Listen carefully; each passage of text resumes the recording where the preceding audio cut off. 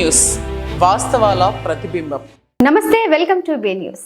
పాలిత ప్రాంతమైన యానాం శివారు కనకాలపేట గణపతి నగర్ గ్రామంలో కొలువై ఉన్న శ్రీ లక్ష్మీ గణపతి శ్రీవల్లి దేవసేన సమేత సుబ్రహ్మణ్యేశ్వర స్వామి వారి ఆలయంలో షష్ఠి మహోత్సవాలకు సంబంధించి సోమవారం ఉదయం రాట ముహూర్తం పూజలు భక్తి శ్రద్ధలతో నిర్వహించారు. పాలిత ప్రాంతమైన యానాం శివారు కనకాలపేట గణపతి నగర్ గ్రామంలో కొలువై ఉన్న శ్రీ లక్ష్మీ గణపతి శ్రీవల్లి దేవసేన సమేత సుబ్రహ్మణ్యేశ్వర స్వామి వారి ఆలయంలో షష్ఠి మహోత్సవాలకు సంబంధించి సోమవారం ఉదయం రాట ముహూర్తం పూజలు భక్తి శ్రద్ధలతో నిర్వహించారు. ఆలయ ధర్మకర్త కౌల గణపతిరావు ఆధ్వర్యంలో షష్ఠి మహోత్సవం వేడుకలను ఘనంగా నిర్వహించనున్నట్లు ఆలయ అర్చకులు కోనంబట్ట రామచంద్రమూర్తి సాయి సతీష్ శర్మ బ్రహ్మణత్వంలో రాజముహూర్తం పూజను ఘనంగా నిర్వహించనున్నారు. కౌల కోటేశ్వరరావు కౌల తిరుమల నాయుడు దంపతులు పీటలపై కూర్చుని రాట ముహూర్తం పూజలను చేశారు. పరిసర ప్రాంతాలకు చెందిన భక్తులు పాల్గొని స్వామివారిని దర్శించారు. ఈ కార్యక్రమంలో ఆలయ కమిటీ ప్రతినిధులు, గ్రామ పెద్దలు, యువత తదితరులు పాల్గొన్నారు.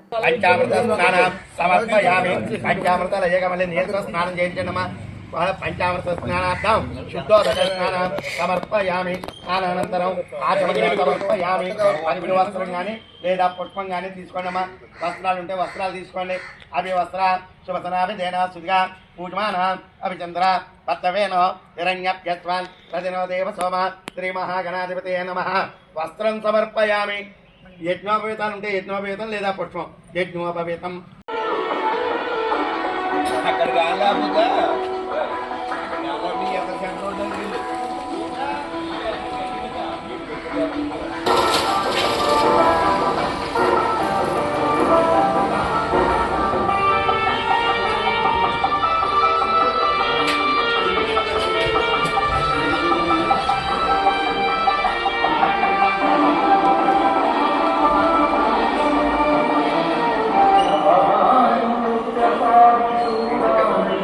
నవధాన్యం చెల్ల డబ్బు కూడా తీసుకోండి.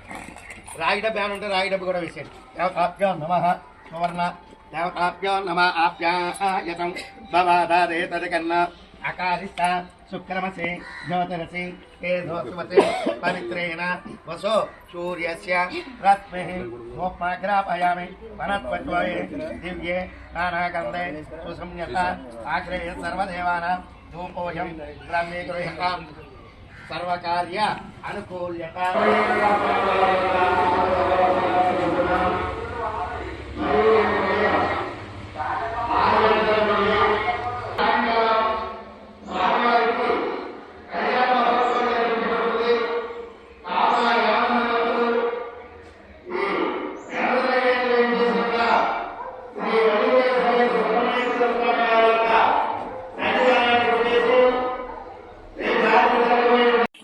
ఓం దేవత్యక్వహే మనయ వసంతి దేవానాం కవయ ప్రాతివాసః దేవాజిదం మే శివనిశ్యమానో దివి దేవో వస దీర్ఘమాయుః అగ్నిర్వచ్చో భవ ఆదిత్య తేజో భవ విష్ణుశ్రీమాన్ భవ బ్రహ్మరాజ్ భవ.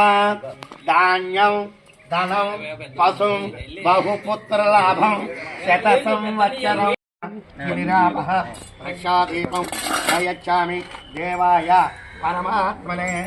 ఎదురుపెట్టి చూపించండి. లోక్మాగ్రాపయామి దశాంగులోపేతం సుమనోహరం. ఏం కావాలమ్మా? లోక్మాగ్రాపయామి. అరటిపండు కూడా అక్కడ పెట్టమ్మా. లోక్మాగ్రాపయామి. దీపం దర్శయామి. దోపదీపానంతరం ఆచమర్యం సమర్పయామి. నైవేద్యం కొబ్బరికాయలు తీసుకోండి. అయినా రక్షాదీపం ప్రయచ్చామి దేవాయ పరమాత్మనే. రాహిమాన్ నరకాద్వరా దివ్య జ్యోతి నమోస్తుతే. అమ్మ జ్యోతికి దండం పెట్టుకోండి. దివ్య జ్యోతి నమోస్తుతే.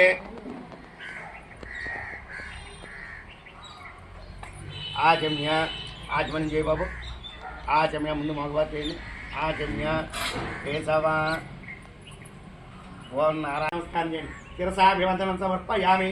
విఘ్నేశ్వరి పాదాలకి నమస్కారం చేయండి. పాదాభివందనం సమర్పయామి. మహాగణాధిపతి దేవతా ప్రసాదం శిరసాగున్నామి. పుష్పం జల్ల పెట్టుకున్న ఆడవారు మగవారు తీసుకుని చెవిలో పెట్టుకున్న. అయినా అమ్మ ఈసారి మెల్లిగా పూలన్నీ తీసి దేవుడి దగ్గర వేసేయండి. కొబ్బరి नमः धूपदीपानन्तरम् आचमनीयं समर्पयामि नैवेद्यं ఈసారి శనగపప్పు బెల్లం ముక్క అక్కడికి చల్లుకుని ఆడవారి మీద పూజా ద్రవ్యాన్ని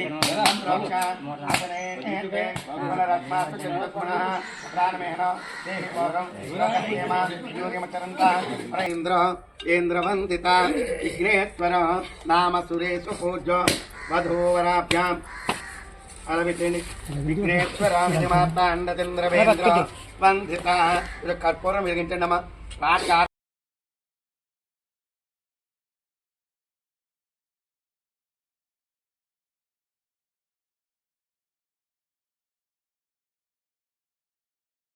ఫెర్రీ రోడ్ లో గల అయ్యప్ప స్వామి ఆలయ సన్నిధిలో 41 రోజులుగా దీక్ష చేస్తున్న అయ్యప్ప భక్తులు అలాగే భవానీలకు భోజనం ఏర్పాటు చేసిన యానం ప్రజా నాయకుడు తోటరాజు. ఈ కార్యక్రమానికి ముఖ్య అతిథిగా విచ్చేసిన తోటరాజు మాట్లాడుతూ ఏ పని మొదలు పెట్టాలన్న దైవ సంకల్పం తప్పనిసరి అని కార్తీక మాసం మొదలైన రోజు నుండి సంక్రాంతి పండుగ ముందు రోజు వరకు దీక్ష చేపట్టిన అయ్యప్ప స్వాములకు అలాగే భవానీలకు దైవ అనుగ్రహం ఉండాలని ప్రతి ఒక్కరూ దిగ్విజయంగా దీక్ష పూర్తి చేయాలని తోటరాజు ఫెర్రీ రోడ్ లో గల అయ్యప్ప స్వామి ఆలయ సన్నిధిలో 41 రోజులుగా దీక్ష చేస్తున్న అయ్యప్ప భక్తులు అలాగే భవానీలకు భోజనం ఏర్పాటు చేసిన యానం ప్రజా నాయకుడు తోటరాజు. ఈ కార్యక్రమానికి ముఖ్య అతిథిగా విచ్చేసిన తోటరాజు మాట్లాడుతూ ఏ పని మొదలు పెట్టాలన్న దైవ సంకల్పం తప్పనిసరి అని కార్తీక మాసం మొదలైన రోజు నుండి సంక్రాంతి పండుగ ముందు రోజు వరకు దీక్ష చేపట్టిన అయ్యప్ప స్వాములకు అలాగే భవానీలకు దైవ అనుగ్రహం ఉండాలని ప్రతి ఒక్కరూ దిగ్విజయంగా దీక్ష పూర్తి చేయాలని తోటరాజు అయ్యప్ప మరియు భవానీలను ఉద్దేశించి మాట్లాడారు. అనంతరం అయ్యప్ప భవానీ భక్తులకు దగ్గరుండి భోజన సదుపాయం చేశారు. ఈ కార్యక్రమంలో కోటి మున్న, పేర్రాజు, బాబీ, బిక్కు కృష్ణ, శివకృష్ణ శ్రీనివాస్, గురుస్వాములు తదితరులు ఈ కార్యక్రమంలో పాల్గొన్నారు.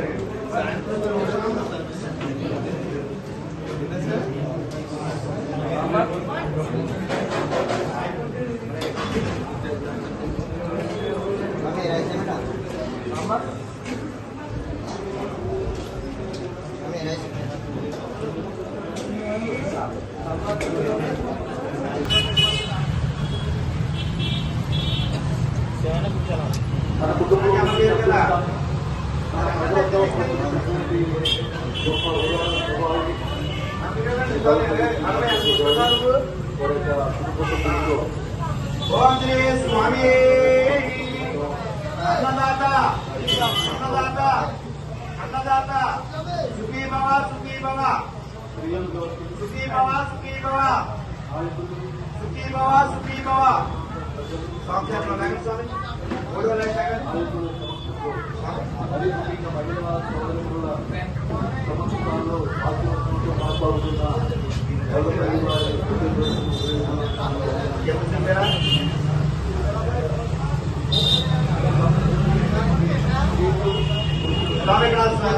భవానీ స్వామి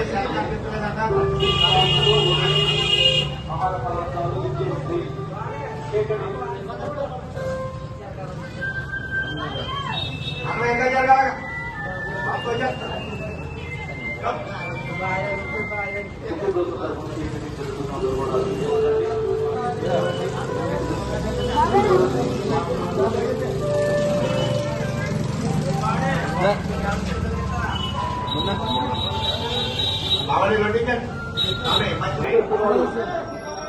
తల్లిదండ్రుల సమక్షంలో శ్రీనివాస స్నేహలక్ష్మి లక్ష్మీ శ్రీనివాస సంవత్సరంలో కుమారుడు కేక్ కటింగ్ చేశారు. తండ్రి గారు పట్టించారు.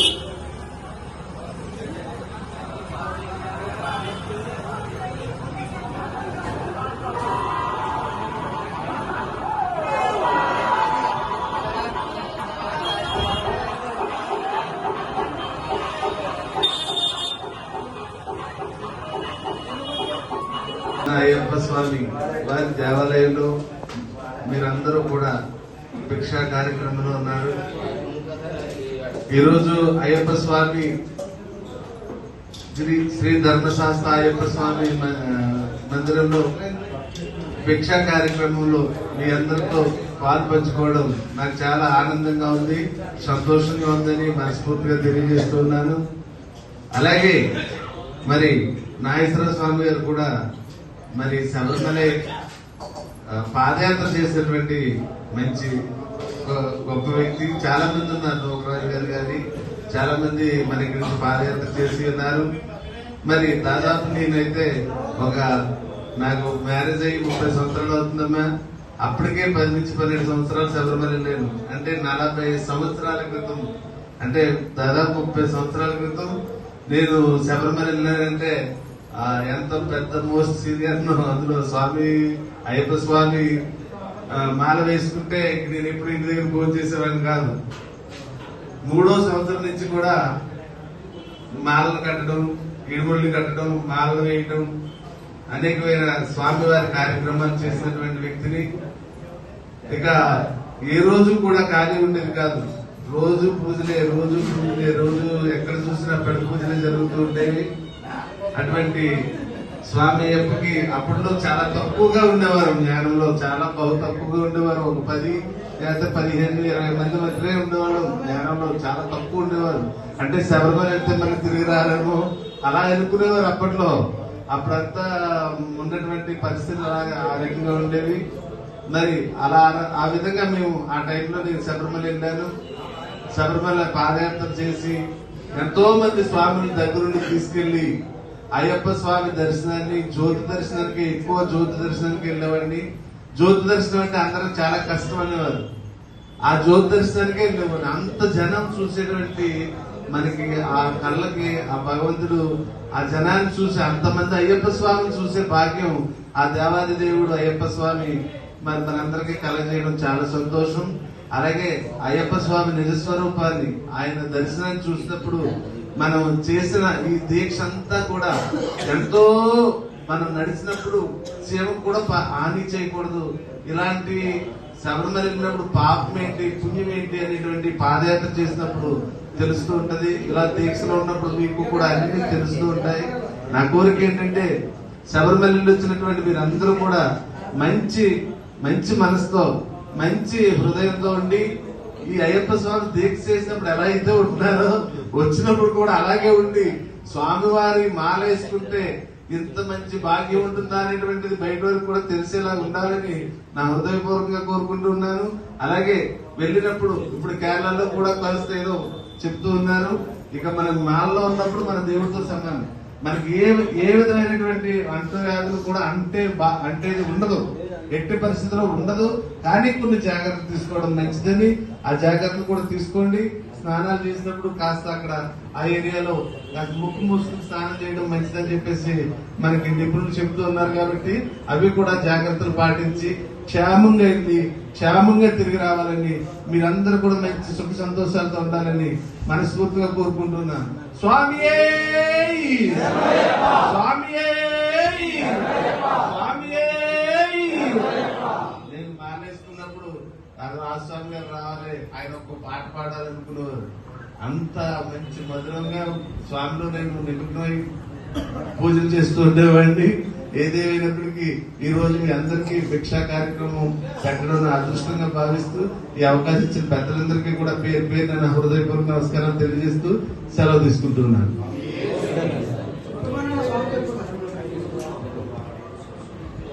స్వాములందరూ కూడా భిక్ష తీసుకోండి. భవానీలు అలాగే శివస్వాములు అందరూ కూడా భిక్ష తీసుకోవాలని మనస్ఫూర్తిగా కోరుకుంటూ ఉన్నాను.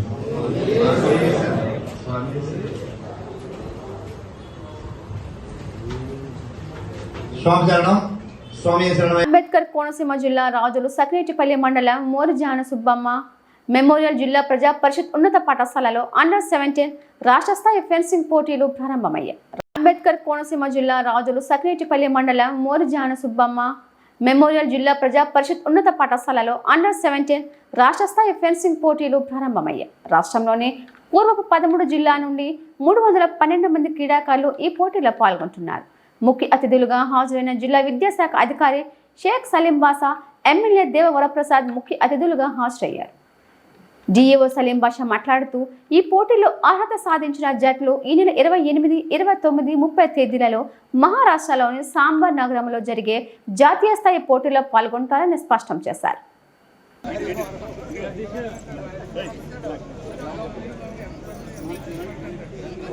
డాక్టర్ బిఆర్ అంబేద్కర్ కోనసీమ జిల్లాలో ఈరోజు ఫెన్సింగ్ టోర్నమెంట్, రాష్ట్ర స్థాయి టోర్నమెంట్ ఈరోజు ఇక్కడ ప్రారంభమవుతుంది. పాఠశాల మోరీలో జడ్పిచెస్ మోరీ స్టార్ట్ అవ్వడం జరిగింది. ఇది 3 days 24, 25, 26 జరుగుతుంది. ఈ టోర్నమెంట్లో 13 జిల్లాల నుంచి అండర్ 17 కేటగిరీలో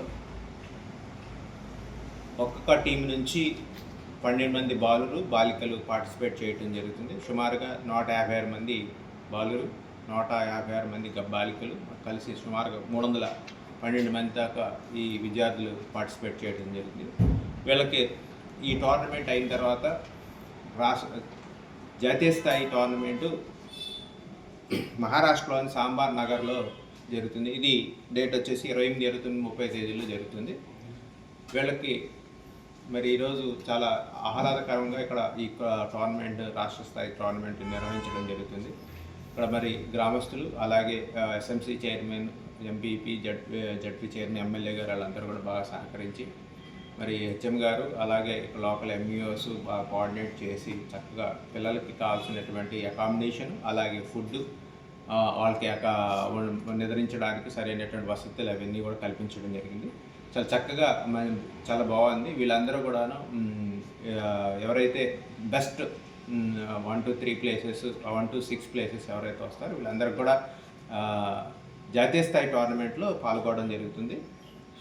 వీళ్ళందరికీ కూడా ఎస్జిఎఫ్ స్కూల్ గేమ్ ఫెడరేషన్ ద్వారా వీళ్ళకి యూనిఫామ్స్ అలాగే కిట్ అందించడం జరుగుతుంది. పూర్తిగా ఉచితంగా ఏ రకమైనటువంటి ఆర్థికపరమైనటువంటి ఇది లేకుండా వీళ్ళ విద్యార్థులకి ఎస్జిఎఫ్ ద్వారా అన్ని రకాల సదుపాయాలు కల్పించడం జరుగుతుంది.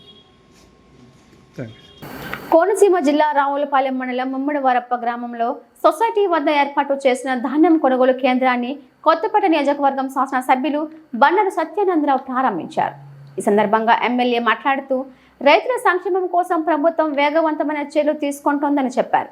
రైతులు విక్రయించిన ధాన్యానికి 5 గంటల్లోపే చెల్లింపులు నేరుగా బ్యాంకు ఖాతాలో జమ అయ్యేలా కూటమి ప్రభుత్వం చర్యలు తీసుకుంటుందన్నారు. ప్రతి రైతు ధాన్యాన్ని ప్రభుత్వమే పూర్తిగా కొనుగోలు చేస్తుందన్నారు.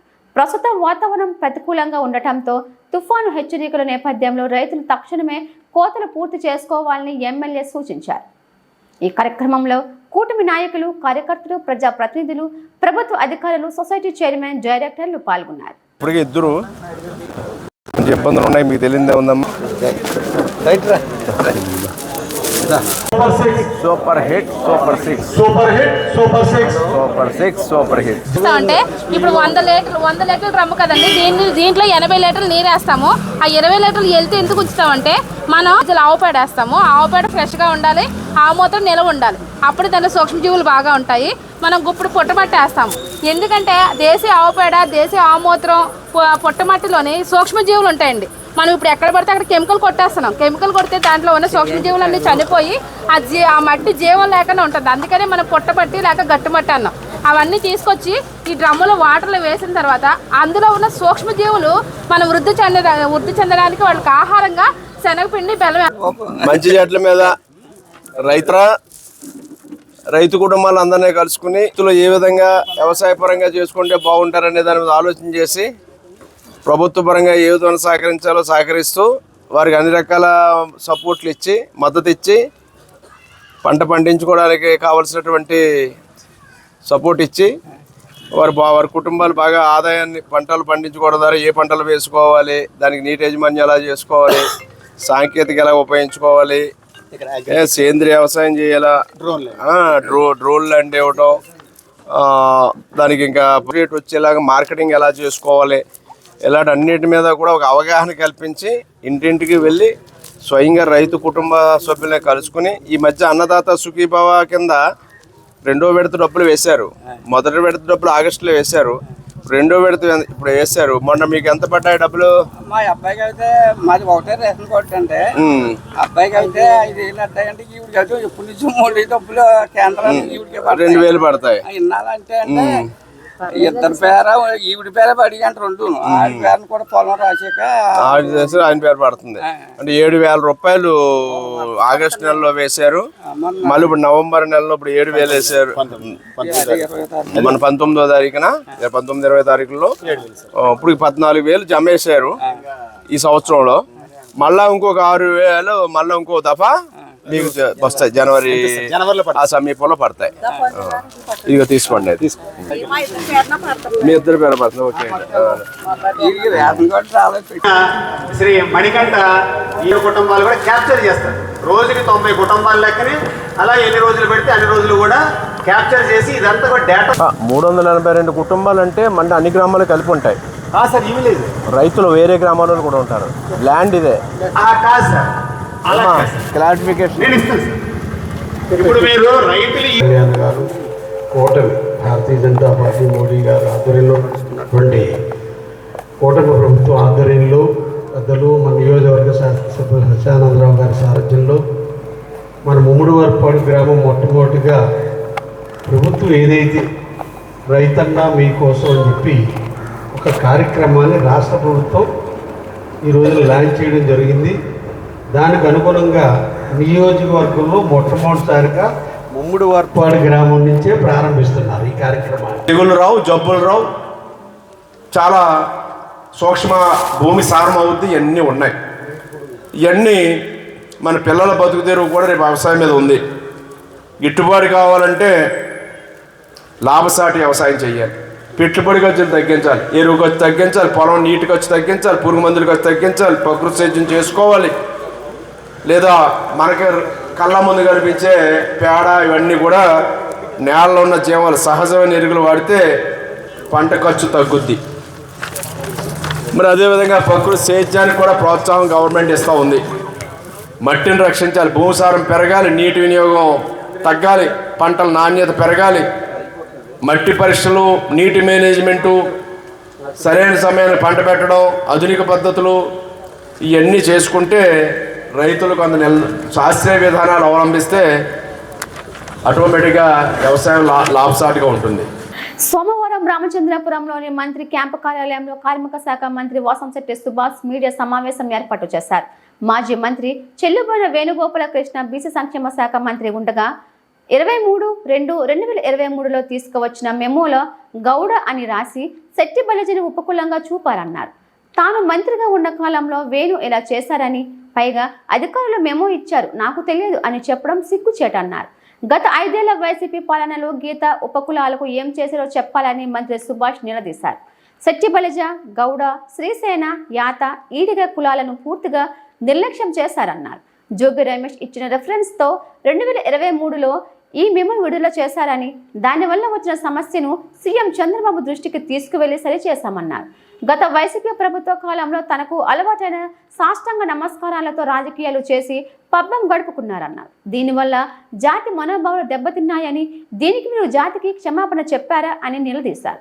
కూటమి ప్రభుత్వం హయాంలో జాతి మనోభావాలు దెబ్బతినకుండా చేశామన్నారు. ఈ ప్రశ్నలకు మీడియా వేదికగా సమాధానం ఇవ్వాలని, ఆ తర్వాత చర్చకు సిద్ధమవుదామని మంత్రి సుభాష్ సమాధానమిచ్చారు. సోమవారం రామచంద్రపురంలోని మంత్రి క్యాంపు కార్యాలయంలో కార్మిక శాఖ మంత్రి వాసంశెట్టి సుభాష్ మీడియా సమావేశం ఏర్పాటు చేశారు. మాజీ మంత్రి చెల్లుబోయిన వేణుగోపాల కృష్ణ బీసీ సంక్షేమ శాఖ మంత్రి ఉండగా 23/2/2023లో తీసుకువచ్చిన మెమోలో గౌడ అని రాసి శెట్టి బలిజను ఉపకులంగా చూపారన్నారు. తాను మంత్రిగా ఉన్న కాలంలో వేణు ఇలా చేశారని, పైగా అధికారులు మెమో ఇచ్చారు, నాకు తెలియదు అని చెప్పడం సిగ్గుచేటన్నారు. గత 5 ఏళ్ల వైసీపీ పాలనలో గీత ఉపకులాలకు ఏం చేశారో చెప్పాలని మంత్రి సుభాష్ నిలదీశారు.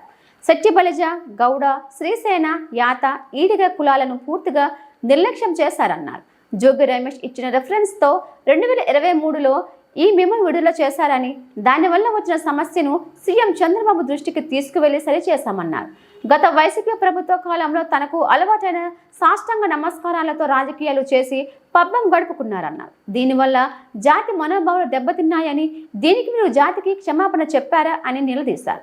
కూటమి ప్రభుత్వం హయాంలో జాతి మనోభావాలు దెబ్బతినకుండా చేస్తామన్నారు. ఈ ప్రశ్నలకు మీడియా వేదికగా సమాధానం ఇవ్వాలని, ఆ తర్వాత చర్చకు సిద్ధమవుదామని మంత్రి సుభాష్ సమాధానమిచ్చారు. 2/23 అయితే దీని రిఫరెన్స్ ఇచ్చింది మీరు సరిగ్గా చూస్తే జోగి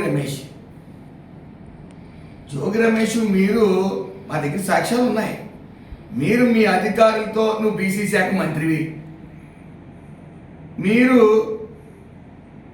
దీన్ని ఇంప్లిమెంట్ చేసి అధికారుల చేత ఇంప్లిమెంట్ చేయించి అధికారులు ఇచ్చేసారు నాకు తెలియదని చెప్పుకోవడం నీకు సిగ్గుపడాలా?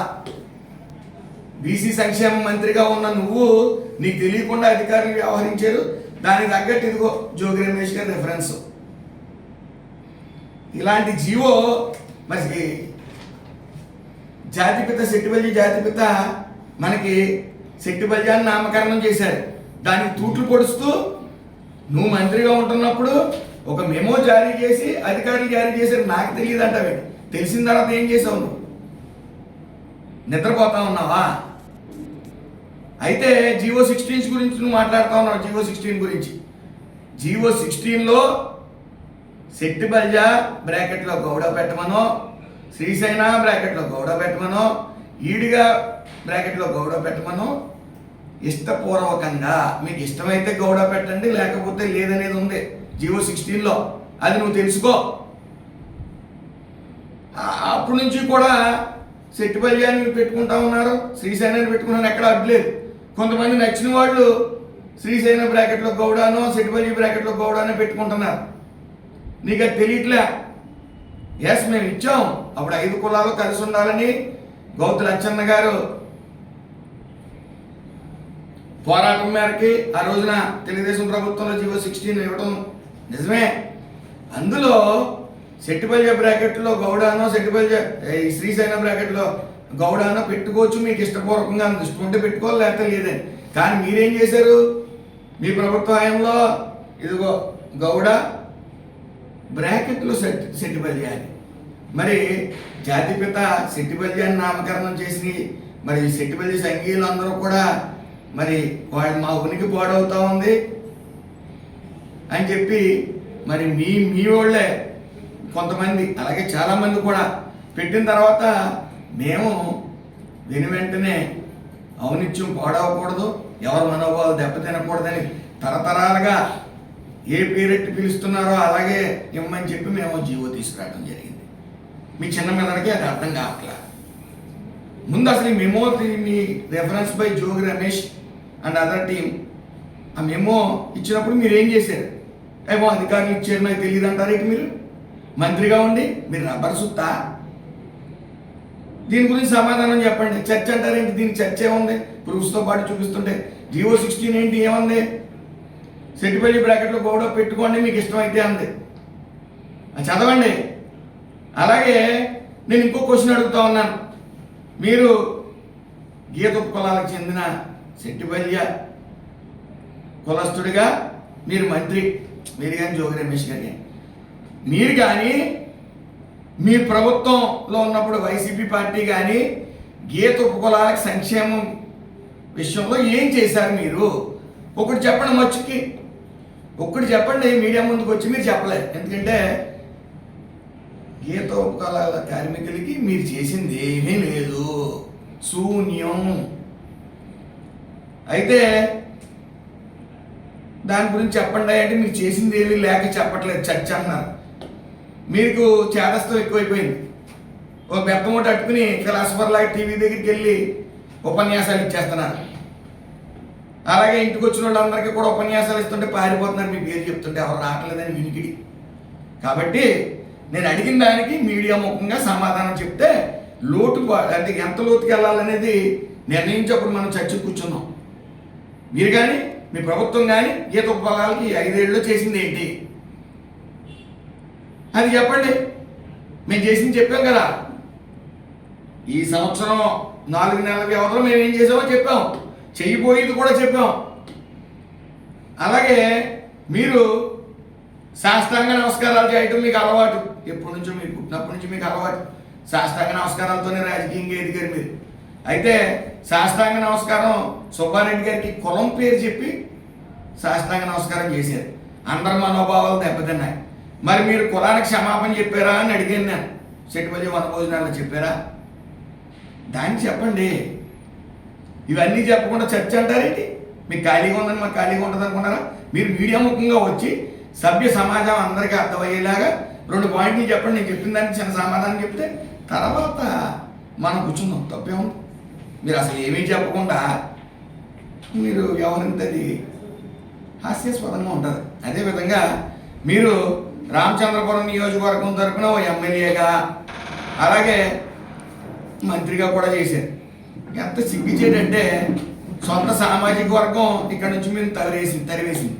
మంత్రిగా చేస్తూ ఒక నియోజకవర్గంలో ఉండకుండా ఒకసారి కాకినాడలో పోటీ చేసి, ఒకసారి రామచంద్రపురంలో పోటీ చేసి, తర్వాత రాజమండ్రి తరివేశారు. అక్కడ గతంలో 23 సీట్లు తెలుగుదేశం పార్టీని నవ్వితే అందులో ఒకటి రాజమండ్రి. మీరు ఎలాగో ఓడిపోతారని మిమ్మల్ని అక్కడ గెంటేశారు. మీకు అది అర్థం అవ్వట్లేదు. కనీసం మీకు స్థిరత్వం లేక మీ పనితీరు బాగోక ఇక్కడ మిమ్మల్ని గెంటి పిల్లి బోస్ గారు అబ్బాయికి ఇచ్చారు. రామచంద్రపురం నియోజకవర్గంలో సెట్టిపల్లిలు అందరూ కూడా మీ పనితీరు బాగోక రోడ్లెక్కి మిమ్మల్ని తరిమి కొట్టారు. ఇక్కడ నుంచి మీరు మాట్లాడుతూ ఉన్నారు. ఈ రోజున నేను అడిగిన మీకు దమ్ము ఉంటే మీడియా ముఖంగా వచ్చి నేను అడిగిన దానికి సమాధానాలు చెప్పండి. మీ డప్పు పార్టీ, మీ డప్పు team, Paytm batch YCP official పేజ్లో చర్చకి రమ్మంటే రావట్లేదంటే మీకు దమ్ము ఉంటే నేను అడిగిన ప్రశ్నలకి క్లుప్తంగా 2 ముక్కల్లో సమాధానం చెప్పండి. లేని పక్షంలో పక్కెళ్ళు ఆడుకోండి. మీ వేషాధారణ మామూలుగా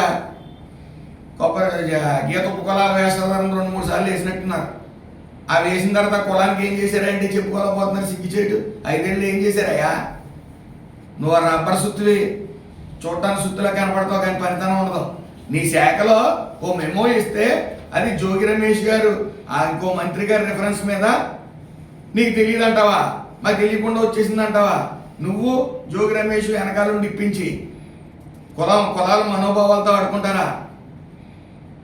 జీవో 16 ఒకటైతే మీరు ఇంప్లిమెంట్ చేసింది ఒకటి. ఈ వాళ్ళ మెమో ఎందుకు ఇప్పించారు మీరు జోగి రమేష్ కలిపి? అది చెప్పండి అయ్యా.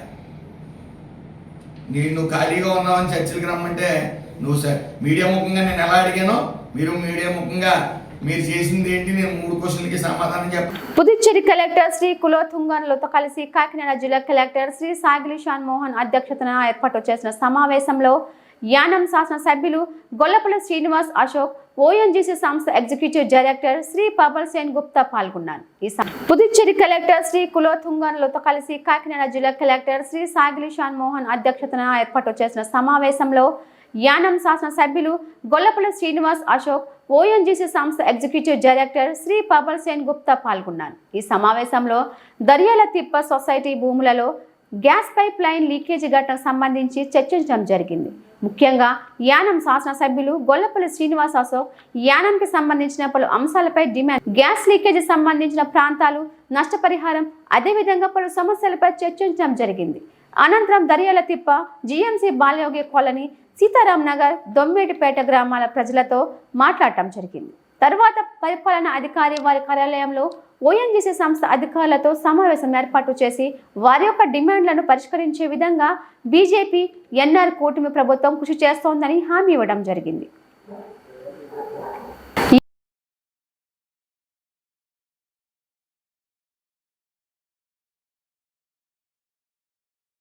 Yanam ONGC gas pipeline leakage కు సంబంధించి కాకినాడ కలెక్టర్ కార్యాలయంలో జరిగిన సమీక్ష సమావేశంలో పలు అంశాలపై మాట్లాడిన మల్లెల కృష్ణారావు.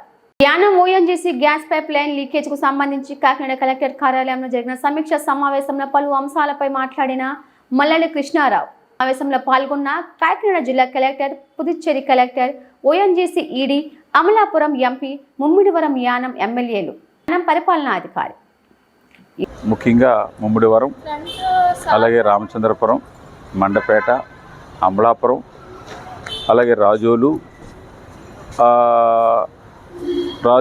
కొత్తపేట, ఈ కాన్స్టిట్యున్సీలకు సంబంధించిన ఎమ్మెల్యేస్ అందరూ కలిసి ఇచ్చిన రికమెండేషన్ మీద డిస్కస్ చేయడం జరిగింది. దీంతో పాటు దర్యాల తిప్ప, సీతారాం నగర్, అలాగే అక్కడున్న బాలయ్య కాలనీ, మిగిలిన ముమ్మడివరం నియోజకవర్గానికి సంబంధించి ఇటు గ్రాంట్ కానీ, మల్లవరం పంచాయతీ కానీ, గాడిమొగ పంచాయతీకి సంబంధించిన గ్రామాలకి కూడా వాళ్ళ డిమాండ్స్ కూడా మాట్లాడడం జరిగినప్పుడు దాని మీద ఇవాళ 4 గంటలకి దర్యాలతిప్ప ఐలాండ్ నెంబర్ 3కి కలెక్టర్ గారు, యానం అడ్మినిస్ట్రేటర్, ఇక్కడ నుంచి ఆర్డీఓ, ఎంఆర్ఓ వెళ్ళి అది చూసుకుని, అలాగే అక్కడ ఉన్న యాజ్ స్టేషన్ 41 రోజుల నుంచి జరుగుతున్న యాజ్ స్టేషన్ ప్రజల దగ్గర వీరు పాండిచేరి కలెక్టర్, రీజనల్ అడ్మినిస్ట్రేటర్ వీళ్ళందరూ వెళ్ళి రిప్రజెంటేషన్ తీసుకుని వాళ్ళ 3 విలేజెస్, ఇటు సీతారామనగరు, దర్యాలతిప్ప, బాలయోగి నగరు, అలాగే దొమ్మిడిపేట 4 విలేజ్కి సంబంధించిన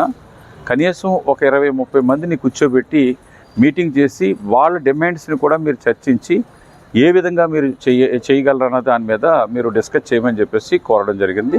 దానికి ఫైనల్గా ఒప్పుకొని ఇప్పుడు 4 గంటలకి అక్కడికి వెళ్ళడం, 4:30-5 గంటల లోపేమో అడ్మినిస్ట్రేటర్ ఆఫీస్లో మీటింగ్ కండక్ట్ చేసేలాగా ఫైనల్ నిర్ణయం కాకినాడ కలెక్టర్ గారి సమక్షంలో ఈ నిర్ణయం తీసుకోవడం జరిగింది. దీని తర్వాత ఈరోజు కూడా కాకినాడ కలెక్టర్ గారు ఢిల్లీ వెళ్తున్నారు. ఇంకొక 1 వీక్ 10 డేస్లో మిగతా డిమాండ్స్, హెల్త్కి సంబంధించింది కానీ, ఎడ్యుకేషన్కి సంబంధించింది కానీ, డ్రిడ్జింగ్కి సంబంధించింది కానీ, ఎంప్లాయ్మెంట్కి సంబంధించినవి కానీ, అలాగే ఉన్న డిమాండ్స్ అన్నీ కూడా దానికి ఎంత బడ్జెట్ అవుతుంది, దానికి ఎవ్రీ ఇయర్ ఖర్చు ఎంత, మొత్తం అంతా కూడా ఈ పార్లమెంట్ నియోజకవర్గం ప్లస్ యానం నియోజకవర్గం ప్రజలందరికీ కూడా అందడానికి బడ్జెట్ తోటి ఎంత అవుతుందన్నది దాని మీద రమ్మని చెప్పాం. 10 రోజులు టైం అడిగారు. 10 రోజుల్లో వచ్చిన తర్వాత ఇక్కడ నుంచి ఈడీ గారి పవరు ఇది కూడా మీకు సరిపోదు, సిఎస్ఆర్ ఫండ్ నుంచి మేము ఖర్చు పెడతామంటే ఈడీకి ఉన్న పవరు 10 lakhs మాత్రమే. అది కూడా నేను మీటింగ్లో రేజ్ చేసి ఉన్నాను. మీరు హై లెవెల్లో ఇది మినిమం మేము అడిగేది 100, 150 నుంచి 150 కోట్లు ఎవ్రీ ఇయర్ ఖర్చు పెట్టవలసి ఉంటుంది. దానికి మేము ఇచ్చిన 8 డిమాండ్లో పాయింట్ టు పాయింట్ డిస్కస్ చేయడానికి నెక్స్ట్ మీటింగ్కి మీరు అందరూ కూడా రెడీగా ఉండాలి. దాంతో పాటు సైడ్ బై సైడ్ ఉన్న ఈ గ్రామాలకు ఉన్న సమస్యను కూడా మీరు సార్ట్అవుట్ చేయమని చెప్పేసి వారిని కోరడం జరిగింది. పుదుచ్చేరి కలెక్టర్కు వినతి పత్రం అందించిన యానాం ప్రజానాయకుడు తోటరాజు గత నెలలో జరిగిన ఓఎన్జీసీ గ్యాస్ పైప్లైన్ లీకేజ్ ఘటనను సంబంధించి దర్యాలతిప్ప, సీతారాం నగర్, దొమ్మేటి, అలాగే సంఘటనా ప్రాంతం నుండి 15 కిలోమీటర్ల పరిధిలో యానాం నియోజకవర్గం అన్ని వర్గాల ప్రజలందరికీ నష్టపరిహారం అందించాలని, అదేవిధంగా హెల్త్ ఇన్సూరెన్స్ స్కీమ్, జీవిత బీమా పథకం, ఉన్నత చదువులకు సహాయ సహకారాలు చమురు సంస్థల ద్వారా అమలు చేసే విధంగా చర్యలు తీసుకోవాలని పలు డిమాండ్లతో కూడిన వినతిపత్రం తోటరాజు ఆధ్వర్యంలో ఇతర నాయకులతో కలిసి పుదుచ్చేరి నుండి వచ్చిన కలెక్టర్ కులోతుంగన్కు అందించారు. అనంతరం నాయకులు మాట్లాడారు. తక్షణమే చమురు సంస్థలు పరిహారం అందించకపోతే తీవ్రస్థాయి ఆందోళన చేపడతామని హెచ్చరించారు. ఈ కార్యక్రమంలో గిడ్డి బలరాం, గోపి సురేష్, అనిత, శివకృష్ణ, రమేష్, మున్నా, పేర్రాజు, బాబీ, బిక్కు కృష్ణ తదితరులు వినతి పత్రం అందజేసి వారిలో ఉన్నారు. నిమిత్తమై మన దర్యాలతిప్పలో ఉన్నటువంటి గ్రామస్తులందరూ కూడా 40 రోజులుగా దీక్ష చేస్తున్నారు. ఈ దీక్ష చేస్తున్న సందర్భంగా మరి పాండిచేరి నుంచి కలెక్టర్ గారు ఈ రోజు రావడం జరిగింది.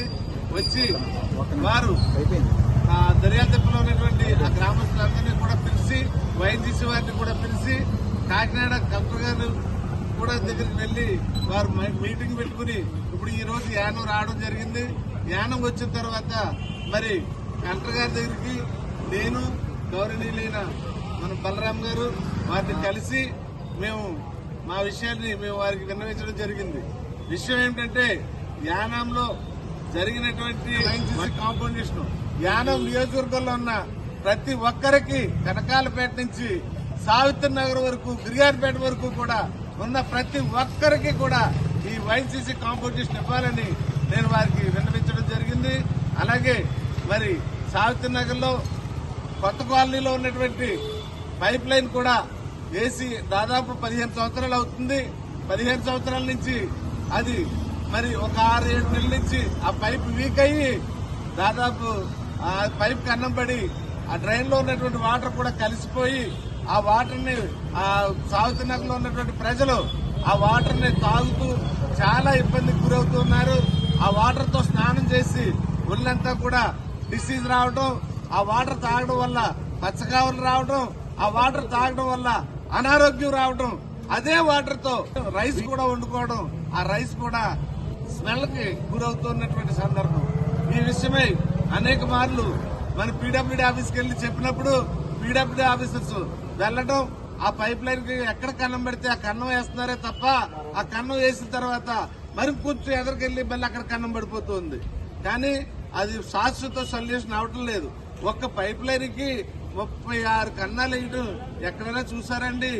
ఒక్క పైప్ లైన్ డ్యామేజ్ అవుతే ఆ డ్యామేజ్ ని రీప్లేస్ చేయకుండా అదే పైప్ ని రిపేర్ చేస్తూ ఉన్నారు. రిపేర్ చేయడం వల్ల మళ్ళీ పక్కన కన్నం పడిపోతుంది.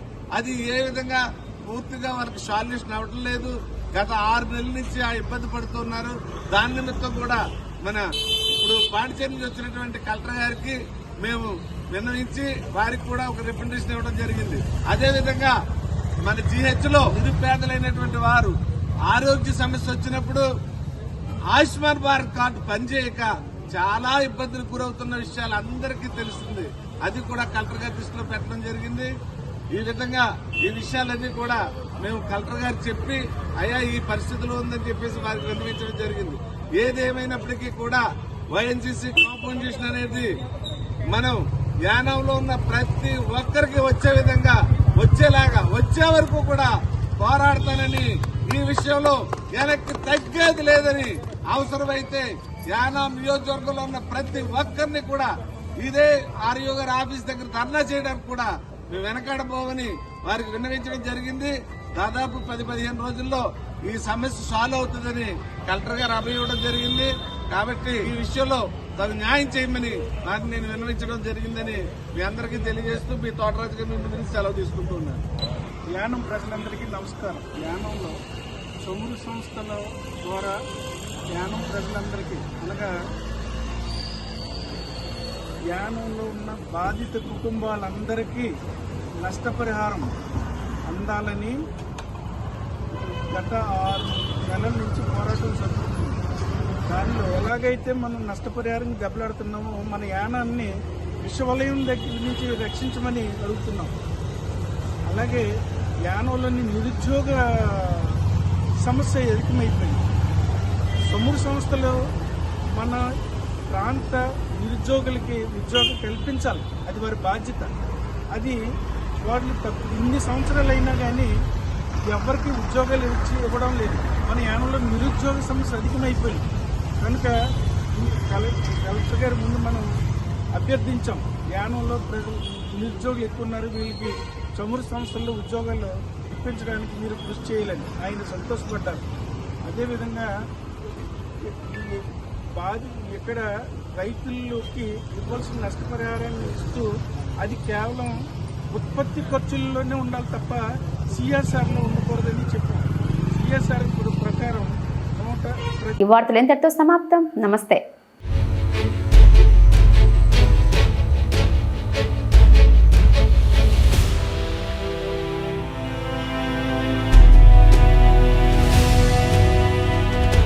బీ న్యూస్, వాస్తవాల ప్రతిబింబం.